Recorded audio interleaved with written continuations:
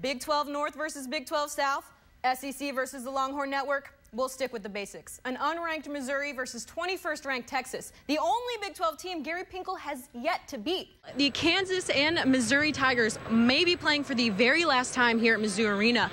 The Kansas Jayhawks and the Missouri Tigers will meet for the 266th time. This win against Oklahoma State marks this senior class's 101st win, setting a school record for career wins for a single class. But the Tigers say that's just part of the journey.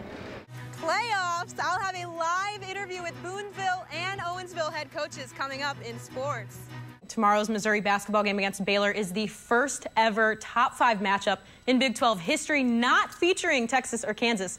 Now I'm joined by Stephen Keller, who Digger Phelps earlier this morning appointed ESPN's student captain of the Missouri fans. This is the first ACC opponent in the Gary Pinkel era.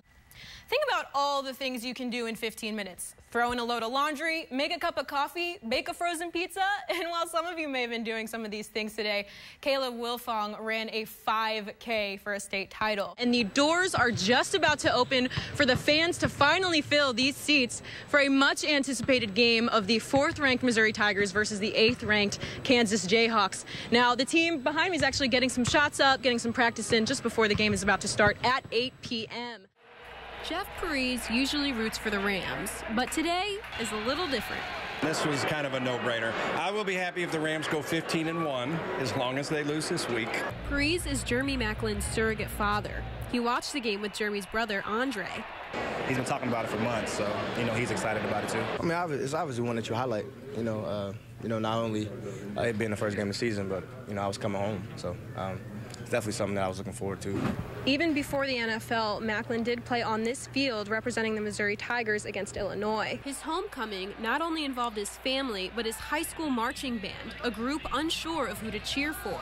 Yeah, it's kind of hard because it's difficult seeing who I want to win. I mean, the Rams went 4-0 in preseason. I kind of want them to carry on. But at the same time, J-Max on the other team, so I don't know. Macklin dealt with health concerns this offseason, but doctors eventually cleared him. Macklin says he appreciates seeing the field even more. Obviously, with me not really knowing my situation this summer and, not really knowing my situation in the future, it definitely helped me out, and it definitely meant a lot.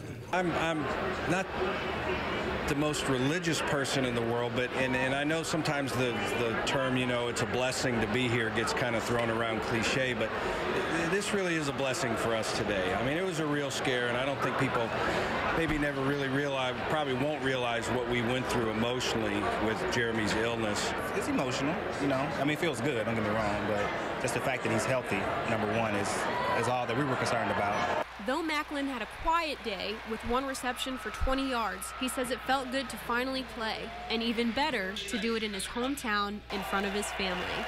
Ashley Zavala, KMU8 Sports, St. Louis. Dominique Hamilton always has a smile on his face. His team thinks he's the goofiest guy on the defensive line. He's he's a good character to have in the meetings, it keeps things entertaining.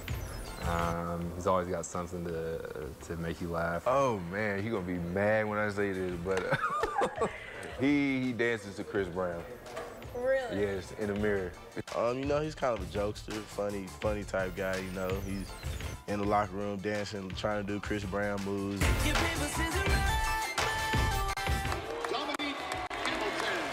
But for Hamilton, life hasn't always been a song for dancing. When Hamilton was just a junior in high school, his mom died of stomach cancer. Definitely, missing my mom a lot and, going through, seeing other relationships that other guys have with their moms and stuff and not having that, that's definitely hard. But that's just, just dealing with it in life. Hearing his story, it kind of made me sad. Because I'm a mama's boy, and so, seeing him lose his mom, I kind of cried a little bit. 17 years old, with his mother gone, Hamilton had to make a difficult decision. After she passed away, it was hard for me and my stepdad. We were trying to figure out who I should live with at first. We didn't know if I was going to go stay with my real dad or if I was going to remain with my stepdad. One of the main reasons Hamilton stayed with his stepdad was so he could keep playing the sport his mom encouraged him to play. football. She would be really proud of me.